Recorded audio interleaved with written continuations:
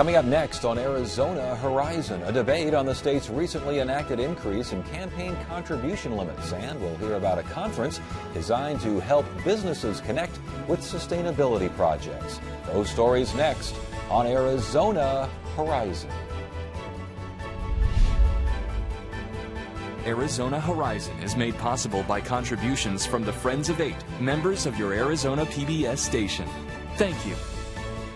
Good evening and welcome to Arizona Horizon. I'm Ted Simons. Attorney General Tom Horne joined 40 other state attorneys general in requesting that the Food and Drug Administration regulate electronic cigarettes in the same way that tobacco products are regulated. The request notes that there are no federal age or advertising restrictions on e-cigarettes, which allows for the products to be marketed to children. An Arizona State Supreme Court ruling that allows for higher limits on campaign contributions is being appealed by the Arizona Clean Elections Commission, which claims that the new law violates the state's Voter Protection Act. Tom Collins, Executive Director of Citizens Clean Elections Commission, is here to discuss the issue along with Arizona House Speaker Pro Tem J.D. Mesnard. Good to see you both here. Thanks for joining us. Before we get to the specifics on the Voter Protection Act, I know that's at play here in the appeals process. Let's talk about the concept of increasing spending limits to candidates. Why are you fighting this? Why is this a bad thing? Well, the Commission's position isn't necessarily that this is a bad thing. What the Commission's position really does integrally relate to the Voter Protection Act. Because when the voters passed the Clean Elections Act in 1998, they set the schedule for how campaign contributions limits to statewide and legislative candidates would be changed. They'd be changed by a formula set in statute. And so the bill that is at issue here needed to get a three-quarter vote of the legislature and further the purpose of the Clean Elections Act. And so the Commission's view has always been that it's willing to work with folks on a comprehensive approach to this that can get that three-quarter vote and further the purpose. But in this particular context, that just hasn't happened yet. The idea that, let's get right to it then, that this violates the Voter Protection Act, how do you respond? Well, the simple reality is we actually didn't touch anything that was in the Clean Elections statutes from 1998. The 1998 Clean Elections language references whatever the limits are and reducing that by 20%. So, for instance, at City Council level, dollar amounts, we at the state level are 20% below that. This bill didn't change that, so we will continue to be 20% below that. We didn't touch anything in the Clean Elections statutes. The idea that nothing was actually touched in the statute. Now, obviously, there was some working around the 20%. If 20% goes up, then everything underneath 20% goes up. But again, the statute wasn't dealt with. Valid? Well, we just fundamentally disagree with that. And what we've said is, basically, think about it this way. On the first Tuesday after the first Monday in November 1998, a legislative candidate could take X amount of dollars. And the day after that, they could take Y. So that means the Clean Elections Act changed something. And we believe that an argument to the contrary is essentially a hyper-technical reading at best that thwarts the will of the voters. And we think it's a wrong reading as well. And we think the case law is clear in Arizona. When you're taking away from an act that's been passed by the people, that's an amendment, and that's what this bill did. Yeah, but the Clean Elections statutes could have put in there actual dollar amounts. They didn't. They put a formula in place, and that formula is still intact and has not been changed. Had that been changed, it would have triggered a 3/4 vote. But because we didn't, we left it in place, there is no 3/4 vote requirement. Well, and that's really the crux of the case. I mean, when it comes right down to it. I mean, we fundamentally believe that formula is set in statute. The only way that it changes is either with a three-quarter vote and furthering the purpose of the Clean Elections Act, or by inflation, which is the metric that's actually set forth in the statute. It's that simple. It's really a very simple legal issue, and I think that, and we just happen to think that, and we believe strongly that the Arizona case law on what constitutes an amendment to a voter-enacted initiative is quite clear. The voters have already spoken to this issue, and the legislature can't simply thwart the will of the voters without getting the requisite vote. Judge, in the case, used the word havoc. If every law were cross-referenced with every voter-approved law and acted as if that just isn't realistic and it would cause for mayhem. Well, I think what the judge said, and understand this is a preliminary ruling, so the merits of the case continue. In fact, the judge the very next week made very clear that the Commission has the authority and the right to be in court to pursue this case. So the case is going to continue regardless.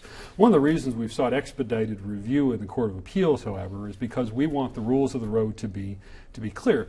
But to that point, the analysis isn't, I mean, the judge, with all due respect, I understand he's under a time constraint here, but he didn't cite either of the two cases that are from the Court of Appeals and the Arizona Supreme Court that we believe are binding and set forth the analysis. So the analysis is not whether or not somebody thinks that a particular cross-reference or formula is what the principle that applies. The principle that applies is, does that take away from what the voters enacted or not? And you apply that to each part of the statute. And so it's not a one-size-fits-all, which is, I think, where the court was going. And that's not what the case law says. And that case law is binding on the courts. Do you see it as a one-size-fits-all? Because, again, common sense would dictate you look at how the law impacts a voter-approved. You look at, essentially, the will of the voters. It sounds like the will of the voters wanted A. It sounds like what the legislature is doing is not A.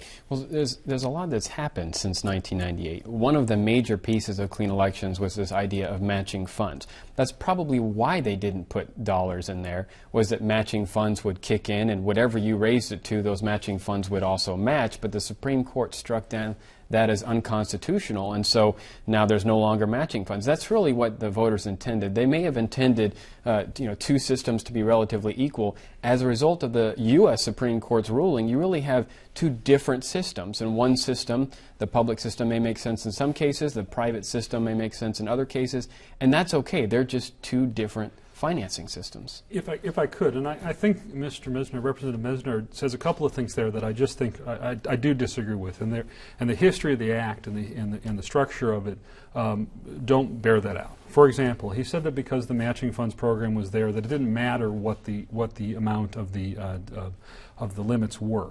Well, that's not so, because under the act as passed, there was a cap on the amount of the grant that you could get. There always was. It was metered out through the matching funds program, but there was always a cap. Secondly, and importantly on this point, the legislature, starting after the 1986, the voters put in place campaign finance limits, and subsequently 3 times the legislature increased those limits. So this was part of the reason the Voter Protection Act passed in the first place, was because of those increases, and that's where the Clean Elections Act brings in the contribution limits. Now, the voters, if you look at the actual ballot language that voters had, which you can go on the Secretary of State's website, if you Google up the 1998 voter publicity pamphlets, you can actually look at what a voter would have had as their sample ballot. And the sample ballot language says that they were reducing the campaign contribution limits. So that's what the people voted on. That's what they did. That's what they did, but still in all, this 20% thing as opposed to a hard, firm number, doesn't that change the ball field just a little bit? Not at all. I mean, we don't, there's no principle that says that you have to put in a hard, firm number. The numbers were hard and firm. The numbers are adopted into the statute, and that's the whole point.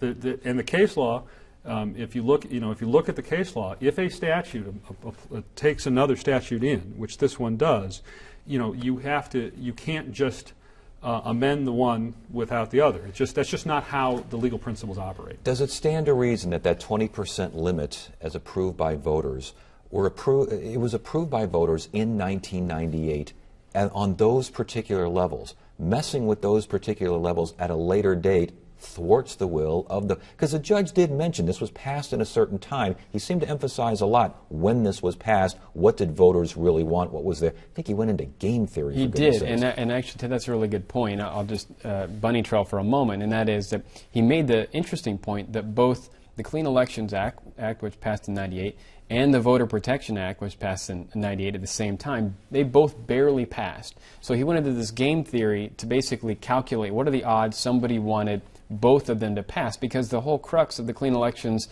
position is that it's protected by the Voter Protection Act, which barely passed back in 1998 as well. So if that had not been there, I'm not sure what the discussion would be.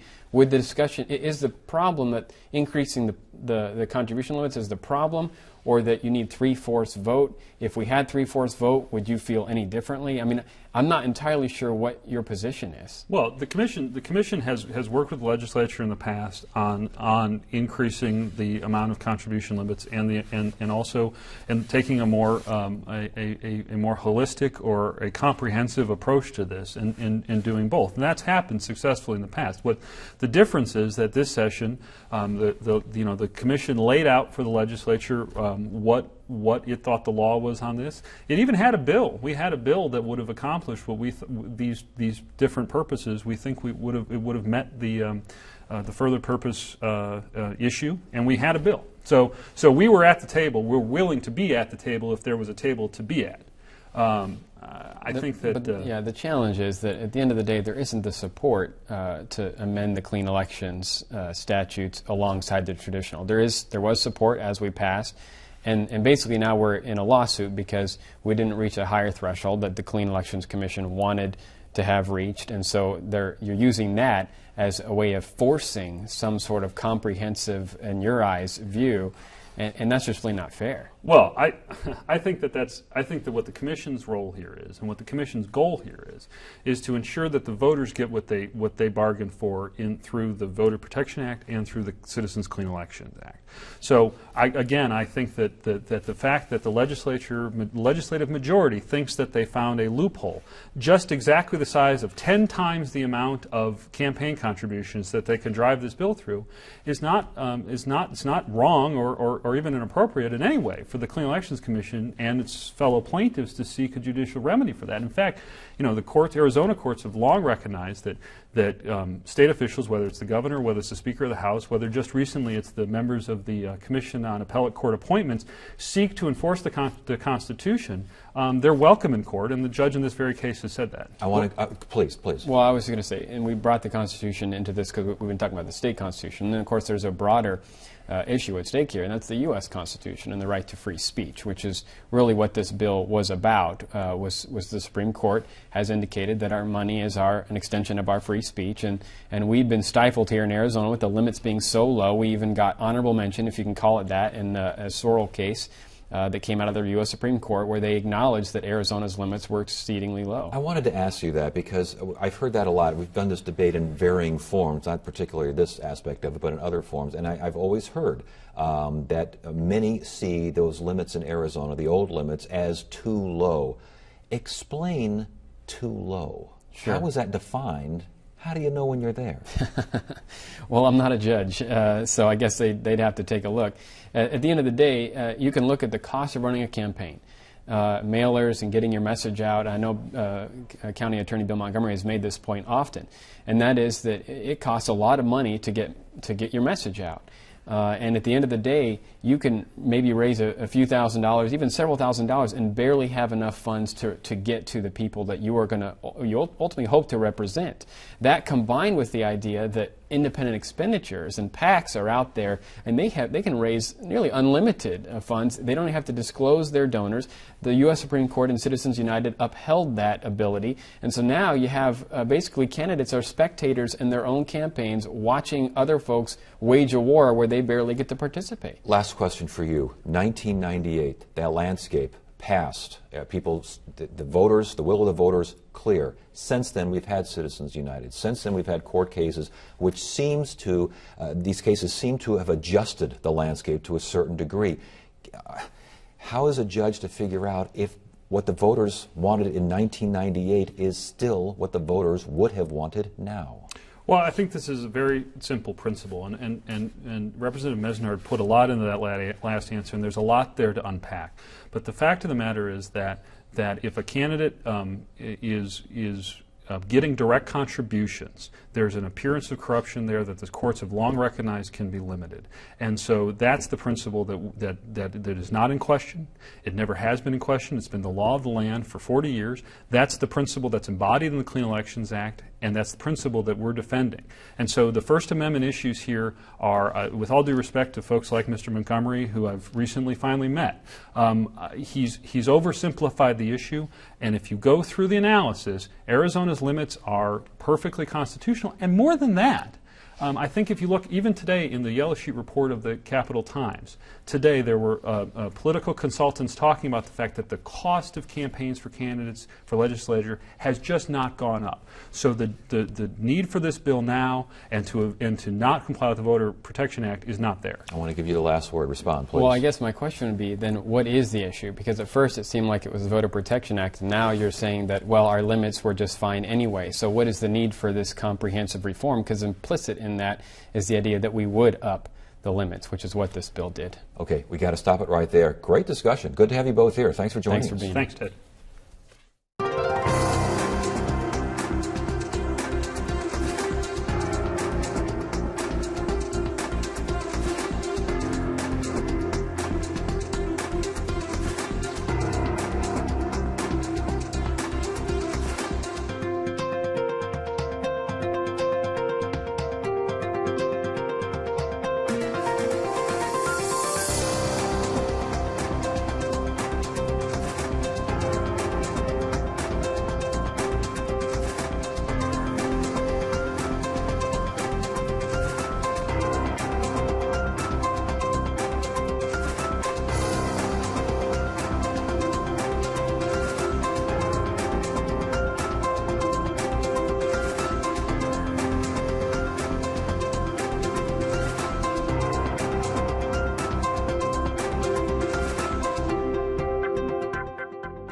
Get the inside scoop on what's happening at Arizona PBS. Become an 8 Insider.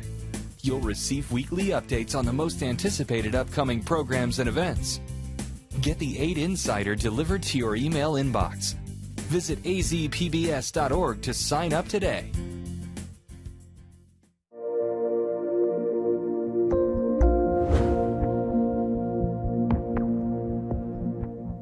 Tonight on our Focus on Sustainability, we look at a local conference designed to help businesses all over the world connect with sustainability efforts. It's the inaugural Verde Exchange Conference, and it's aimed at helping regional and international business leaders tap into sustainability and infrastructure projects. Joining us now are the Arizona organizers of the event, Doug Brunke of Growth Nation and Global Chamber, and Marianne Weiss of Gustari Limited. Good to see you both here. Thanks for joining us. Thank you. Happy to be here. Give me a better definition of this conference now. What's going on here? It's getting people and business owners involved with the building of Arizona. So sustainability sometimes means green, and we get a particular image around what that means. But when we think about it in a broader context, it's really how do we survive as a city, as a state, and not just survive, but thrive. And in terms of thriving, it's what, connecting bricks and mortar business with the sustainability and infrastructure idea? What's happening here? Well, what's happening is that we're taking people and we're building better lives with it. We're taking all of the sustainability issues that most people understand, whether it's lower fossil fuels or better water, and we're tying it to the fact that we can really create jobs with that. We can grow our infrastructure using all those basic principles, tying all of that together. If we can, why haven't we done a better job of it? Because I think that for us it is all new, and we are now defining all of the pieces, and we're learning now how to put them all together. And we have many conferences out there, and we have them on solar, and we have them on transportation, and we'll have them on manufacturing. In this particular instance, Doug and I came up with this idea of putting them all in one place at one time. Started in LA. Started in LA. I learned about it through my friends in the Japanese consulate and the Korean consulate, so it was very international. They actually do the reception there in LA, and we've put a lot of very strong international component into this. I thought it was amazing. I thought it was a great way for the normal business owner to be able to connect to government leaders, business leaders, and people building the infrastructure. The fellow who runs it, David Abel in Los Angeles, I tried to follow up with him after the conference a couple of years ago, and he kind of, I think, ignored me. He probably just thought I was another guy from Arizona. Lo and behold, Marianne earlier this year said, Doug, all the sustainability work and international work, you should know about Verde Exchange. I said, well, I know about it. I think it's amazing. I wish we could do one in Arizona. But he won't listen to me. I can't get through. Marianne said, I think I got that problem solved. The organizer, David Abel, is my cousin. Oh, goodness, all right. And Doug and I have worked together for years, and so we just were natural partners to do this. And so here we are. So, and let's say I'm the owner of Ted's Acme Builders here, and I'm hearing about this. I'm thinking, green economy. I want to be part of the green economy. I can see growth here. I can see good things for Ted's Acme Builders. Where do I go? What do I do? What am I looking for? How do I get it? Oh, wow. If you come to Verde Exchange on the 8th and you hear these 75 speakers, each and every one of them, you're going to have a thought leader who's going to give you a layout of what's happening in Arizona over the next 5 or 10 years.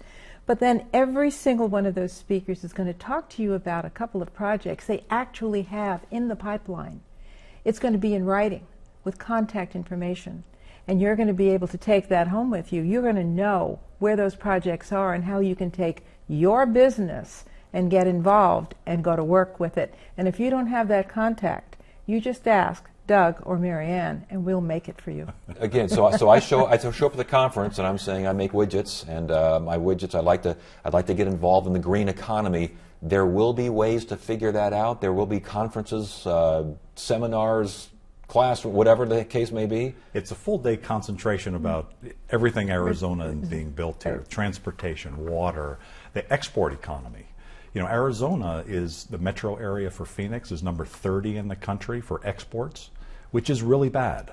If we were like Salt Lake, which has 1/4 of our population, it has 50% more exports. If we had what Salt Lake had from an international exporting component, we'd have nearly 200,000 more high-paying jobs here. So companies, there's certainly that being built here in Arizona, and when a company comes in, they're meeting the people that are building that economy here in Arizona. Exactly. What a great place for them to connect their business into. Give me a better definition of a green economy.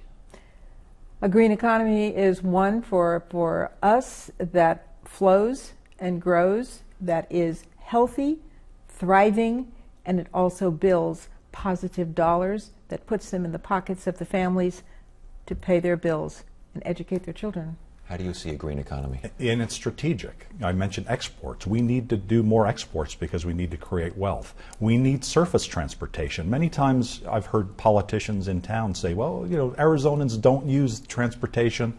I heard the same thing in Utah before the Olympics. Nobody will ever use the train. Young people use trains. They have an urban environment feel. If we want young people here that are talented, that are technology oriented, that build our industries for the future, we have to stop thinking like what we want and think. We need to think about attracting people, and an urban lifestyle, including transportation, surface rail, is going to be vital for that. So with the conference and all the things that are focused on here, in general, what do you see as a challenge, the biggest challenge, some of the challenges with a green economy and getting Arizona to the place where people think of Arizona and they go, that's a good place to do business, that's a good green economic area?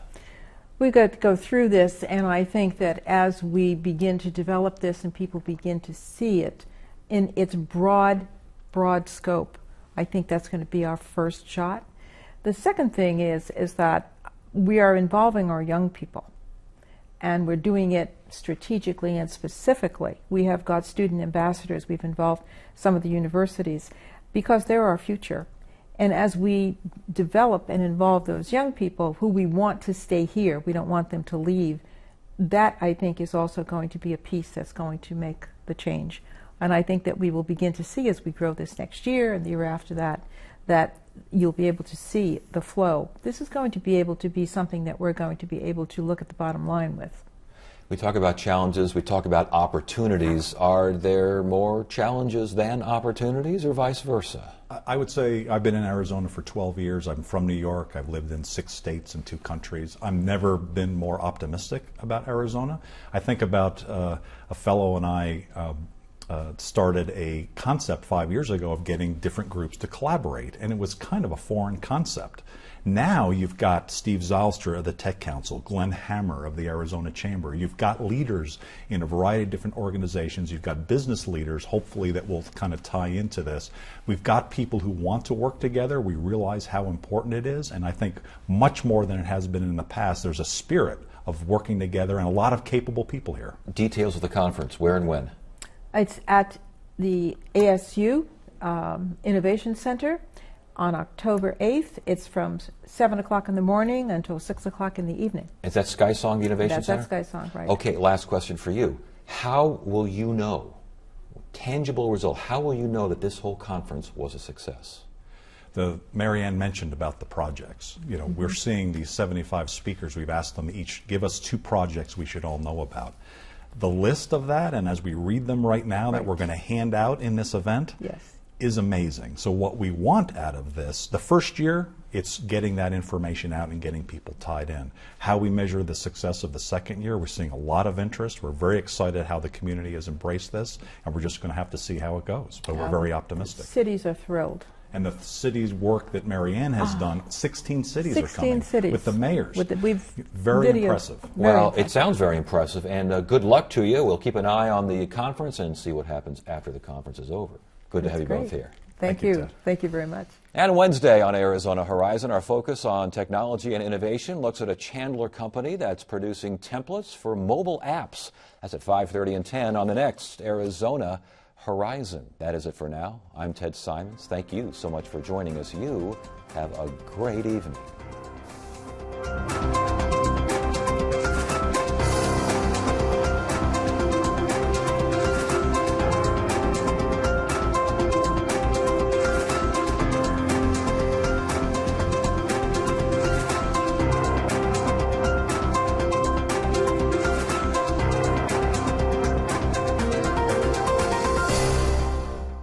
Arizona Horizon is made possible by contributions from the Friends of 8, members of your Arizona PBS station. Thank you.